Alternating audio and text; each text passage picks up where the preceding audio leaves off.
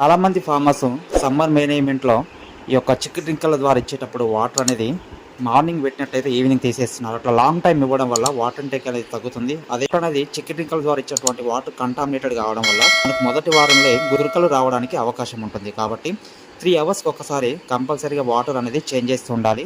అదేవిధంగా చిక్కు డ్రింకర్ల ద్వారా ఇచ్చేటువంటి వాటర్ అనేది ఆఫ్ పెట్టుకున్నట్లయితే ఎక్కువగా వాటర్ ఇంటేక్ అనేది పెరుగుతుంది. దానివల్ల చిక్స్ అనేది డీహైడ్రేషన్కి గురి కాదు.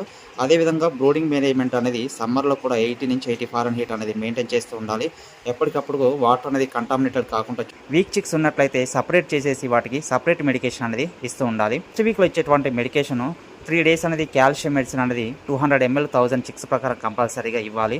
ఈ విధంగా ఇచ్చినట్లయితే మనకు లేమ్ బర్డ్స్ కానీ వీక్ చిక్స్ కానీ కుంట్లో ఉన్నటువంటి చిక్స్ అనేది రాకుండా చూసుకోవచ్చు. సో ఈ విధంగా చేసుకున్నట్లయితే మనకు మంచి రిజల్ట్ అనేది ఉంటుంది. Thank you for watching farmers.